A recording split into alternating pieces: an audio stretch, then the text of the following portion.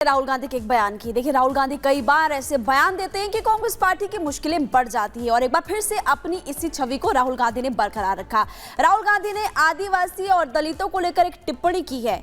हमला तो वैसे वो भारतीय जनता पार्टी पर कर रहे थे, लेकिन उनका ये बयान जो है उन्हीं की पार्टी पर भारी पड़ गया। क्या कहा राहुल गांधी ने, देखिए आप इस रिपोर्ट के जरिए।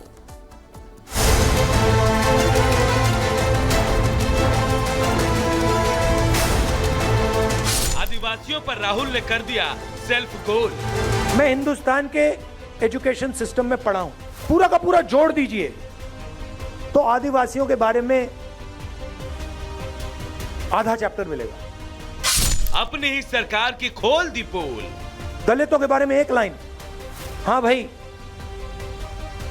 अनटचेबिलिटी होती थी। ऊपर पूछे गए दो सवाल इसलिए क्योंकि राहुल गांधी का एक बयान उनकी पार्टी के ऐतिहासिक कार्यकाल पर ही सवालिया निशान लगा रहा है। पहले आप भी राहुल का यह बयान सुन लीजिए, फिर आप खुद सोचिए कि वो क्या बोल गए। पूरा का पूरा जोड़ दीजिए तो आदिवासियों के बारे में आधा चैप्टर मिलेगा। 10-15 लाइन मिलेंगी कि हां हिंदुस्तान में आदिवासी भी हैं, मगर इनकी हिस्ट्री क्या है,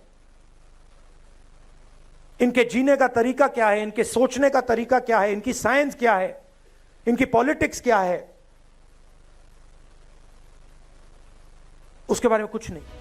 तो राहुल गांधी जिस स्कूल में जाते थे वहां आदिवासियों के बारे में पूरा चैप्टर यानी उन पर विस्तार से कुछ भी नहीं पढ़ाया गया। अब आदिवासियों से हटकर दलितों के बारे में उनका बयान सुन लीजिए, आप और हैरान हो जाएंगे। दलितों के बारे में एक लाइन, हां भाई अनटचेबिलिटी होती थी। जिन लोगों ने इस देश को बनाया, जो किसान, मजदूर,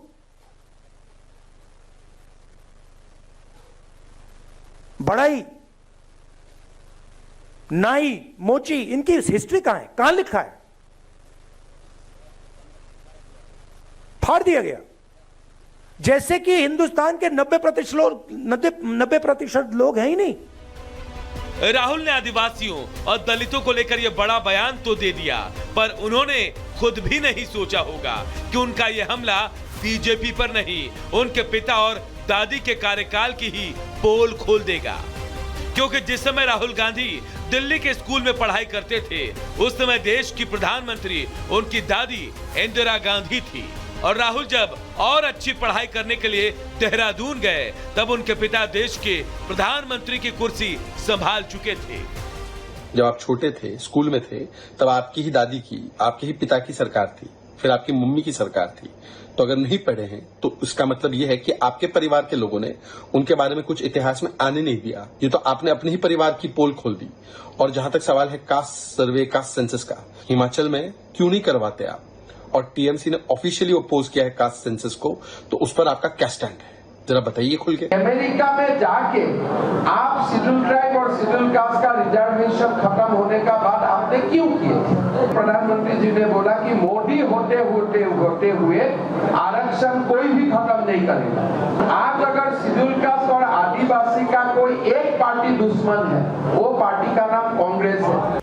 अब तक तो राहुल ने जाति जनगणना को लेकर कई बार बीजेपी को घेरने की कोशिश की, लेकिन अपने ताजा बयान के बाद राहुल खुद घिर गए। उनके लिए अब इस सवाल का जवाब देना मुश्किल है कि उन्होंने अपने स्कूली शिक्षा के दौरान आदिवासियों और दलितों के बारे में कितनी पढ़ाई की। खेल में सेल्फ गोल करने वाले कई खिलाड़ी हो सकते हैं, लेकिन सियासत में सेल्फ गोल करने वाले राहुल शायद अकेले खिलाड़ी होंगे, और उनका यही सेल्फ गोल कांग्रेस के लिए कई राज्यों में जीतते जीतते हार का कारण बन जाता है। Bureau report, Republic Bharat. तो इस रिपोर्ट के जरिए आपने देखा कि क्या राहुल गांधी को स्कूल में आदिवासी और दलितों से जुड़ी हुई शिक्षा नहीं दी गई थी। आपको उनकी शिक्षा के बारे में बता दें कि कब उनकी स्कूलिंग हुई और उस दौरान कौन सी सरकार थी, यानी कि किस सरकार पर सवाल खड़ा होता है। आपको ग्राफिक्स के जरिए हम बताएंगे, क्योंकि आदिवासी फैक्टर को लेकर लगातार वो सवाल खड़े कर ही रहे मौजूदा सरकार पर, यानी कि बीजेपी पर। आदिवासियों पर अधूरा ज्ञान, प्रारंभिक शिक्षा इनकी जान लीजिए। 1981 से पहले, 1981 से पहले सेंट कोलंबा स्कूल नई दिल्ली से हुई है। अब देखिए, उस दौरान की अगर बात करें, इंदिरा गांधी की सरकार थी प्रधानमंत्री इंदिरा गांधी कांग्रेस की सरकार थी। 1981 से 1983 दून स्कूल से पढ़े, देहरादून से इनकी पढ़ाई हुई है। प्रधानमंत्री कौन थी? देखिए, इंदिरा गांधी कांग्रेस की ही सरकार थी, यानी कि इनको अपनी ही सरकार से सवाल पूछना चाहिए। 1984 से लेकर 1989 सुरक्षा कारणों से घर में ही उस वक्त इन्होंने पढ़ाई की थी। प्रधानमंत्री राजीव गांधी थे और कांग्रेस की ही सरकार थी। 1989 से सेंट स्टीफन कॉलेज में इनकी पढ़ाई हुई। नई दिल्ली में ग्रेजुएशन की पढ़ाई उस वक्त यहां से की, यानी कि ग्रेजुएट इस कॉलेज से हुए थे। और उस वक्त प्रधानमंत्री थे राजीव गांधी, यानी कि कांग्रेस पार्टी की सरकार थी। और 1991 सुरक्षा कारणों की वजह से देश से बाहर वो चले गए। यानी कि अब जब वो सवाल खड़े कर रहे हैं बीजेपी पर, तो आप यहाँ पर ग्राफिक्स के जरिए देख सकते हैं कि हमने आपको बताया, हालांकि आपको बता रहे हैं कि उसके आगे की पढ़ाई उनकी हार्वर्ड यूनिवर्सिटी से हुई है, लेकिन वो बीजेपी पर सवाल खड़े कर रहे हैं। लेकिन आपने देखा कि उनकी स्कूलिंग पूरी की पूरी जहां पर भी हुई उस वक्त कांग्रेस की सरकार थी, यानी कि सीधा सीधा वो अपनी ही सरकार से सवाल खड़े कर रहे हैं।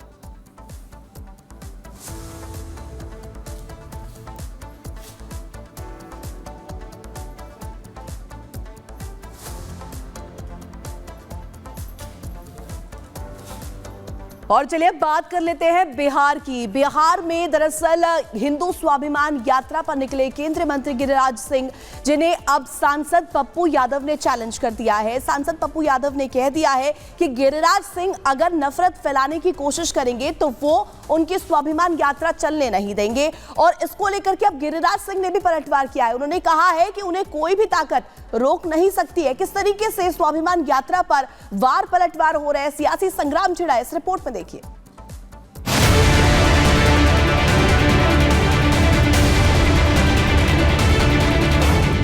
यात्रा पर सियासत भारी, यात्रा की लड़ाई आन पर आई। चलेगा पप्पू का पावर या गरजेंगे गिरिराज? पप्पू को गिरिराज का जवाब, कोई ताकत नहीं रोक सकती यात्रा। बिहार में केंद्रीय मंत्री गिरिराज सिंह की हिंदू स्वाभिमान यात्रा पर जोरदार सियासत हो रही है। बिहार के सीमांचल से शुरू हुए इस यात्रा को लेकर अब पूर्णिया के निर्दलीय सांसद पप्पू यादव ने गिरिराज सिंह को चैलेंज कर दिया है और कह दिया है कि अगर यात्रा के जरिए नफरत फैलाने की कोशिश होगी तो यात्रा को बढ़ने नहीं देंगे। मेरी लाश से होकर यात्रा को गुजरना होगा। ऐसे एरे घेरे बहुत आए गए, बहुत माहौल खराब करने आए सीमांचल को। एक कदम भी बढ़ने नहीं देंगे जब तक मैं जिंदा रहूंगा। नफरत पैदा किए तो, एक नफरत पैदा किए तो पप्पू यादव बढ़ के वो दिखा दे हमको। मेरे लाश पर होके गुजरना पड़ेगा उसको। इससे पहले इस यात्रा को लेकर खुद बीजेपी ने इससे किनारा कर इसे गिरिराज का निजी कार्यक्रम बता दिया, तो वहीं सहयोगी जेडीयू ने भी इस पर आपत्ति जताई। तेजस्वी यादव ने तो इसे अशांति फैलाने का जरिया बता दिया। लेकिन इन सब के बाद भी गिरिराज ने साफ कर दिया कि दुनिया की कोई भी ताकत उनकी यात्रा को रोक नहीं सकती। पप्पू यादव को ट्वीट कर गिरिराज ने जवाब भी दिया है। गिरिराज की हिंदू स्वाभिमान यात्रा पूर्णिया पहुंच गई है और यहीं से होकर गिरिराज अररिया के लिए निकल जाएंगे। लेकिन अब देखना होगा कि पूर्णिया में पप्पू का पावर काम करता है या पप्पू के गढ़ पर गिरिराज जमकर गरजेंगे। Bureau report, Republic Bharat.